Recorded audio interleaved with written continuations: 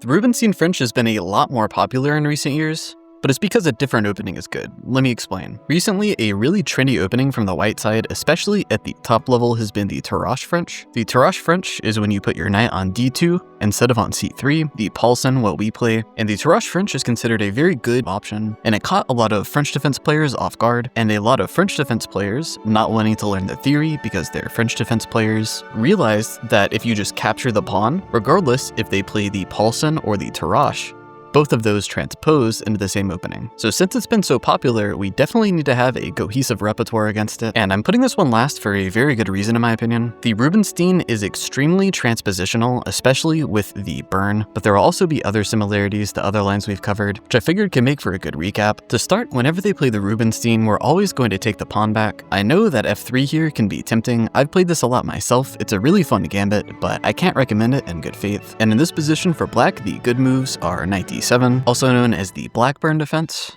and then the slightly less common bishop d7, but if we look at what people actually play, the most common move by far is knight f6, followed by the Blackburne knight c6, and then only 7% of players are playing bishop d7, as opposed to the master level. So much different from the master's database. So first let's talk about knight f6 and why you shouldn't play this as black. The first thing you may notice is after bishop g5, we have the ability to transpose into our preferred line in the burn variation of the classical French. But there is in fact a much better move. Knight f6 is generally considered inaccurate because after we capture it, they really can't recapture with their queen, but as you can see, almost everyone does. Let's see why it's a mistake. We're going to be able to gain a tempo with knight f3 developing our knight, and then bishop g5. Also, by starting with bishop d3, which we're going to play anyways, we can play a much trappier version of the same variation.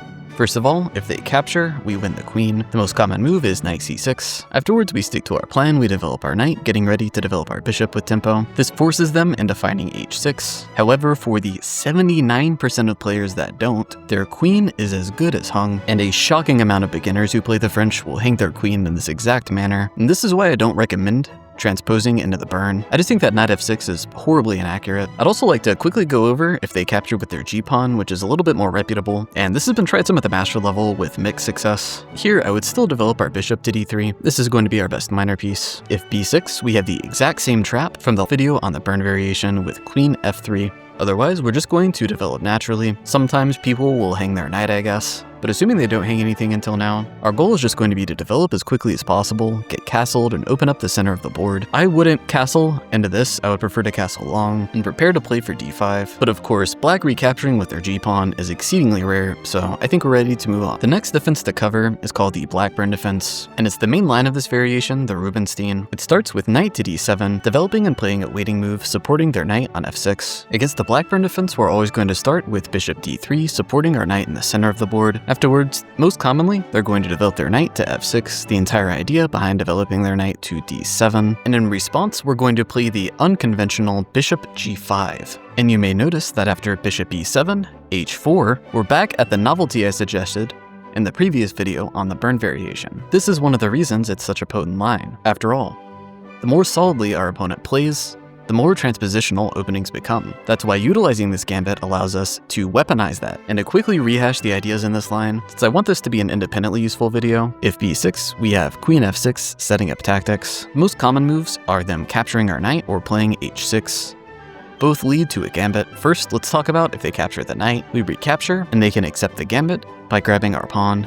We develop with tempo, getting ready to capture on h7. They usually deliver a check, we play c3, and we end up in a very nice attacking system. And then if they play h6, we'll retreat back to e3 and offer them yet another pawn.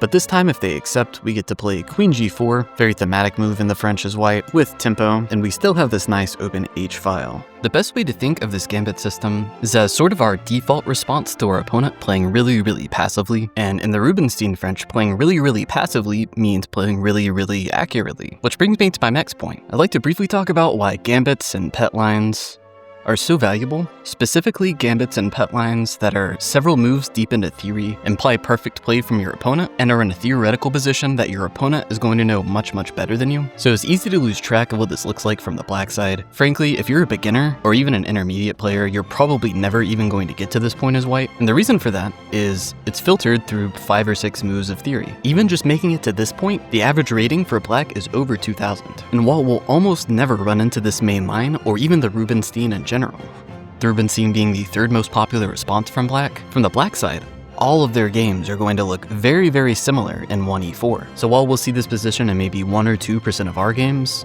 they'll see it in half of their games. But if you're a normal e4 player, the Blackburne Defense is a fraction of a percent of your games as white. In my opinion, it's these types of positions where gambits and searching for pet lines becomes fairly necessary. After all, you're just not going to out-theory someone who plays a position 50 times more than you. And the same holds true for the burn variation move order as well, requiring accurate play on the part of our opponent with an average rating well above 2,000. Bit of a tangent though, let's move on. So we've covered knight f6, a mistake, and we've covered knight d7, the Blackburne, the main line. Next, we're going to talk about the inaccurate but very natural knight c6. Inaccurate because you really want to be able to move your c-pawn in the French. Since our pawn is attacked twice, it's necessary to develop and defend this pawn. Our development plan is going to stay the same.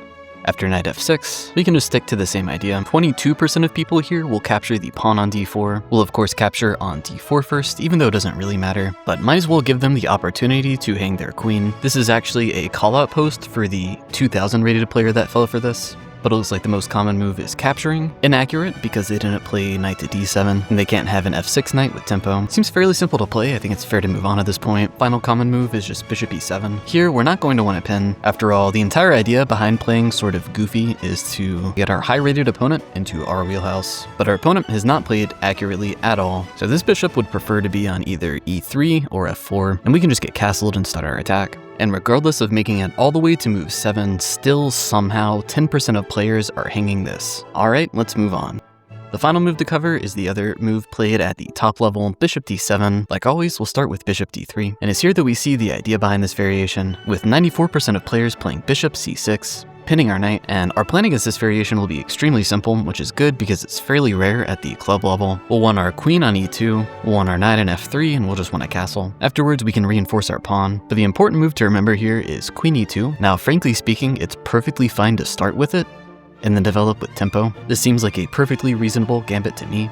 But slightly more accurate is starting by developing your knight, and then only afterwards playing queen e2 in order to reinforce our knight, and only then do we castle. So just remember, if they play this weird line where they rotate their bishop out, reinforce the pawn and reinforce the knight. To be perfectly honest, I've never really gotten why this line is so popular at the top level. Seems a lot harder to play for black, but that's just my opinion. And that, my friends, is how to crush the French defense. Let me know in the comments if you have any questions or any lines, or like a follow-up video on any variations. Hopefully I did a pretty good job laying out my repertoire. It wasn't easy to find so many interesting lines against the French, but it was a labor of love. Thank you all for a great 2025, and good luck out there.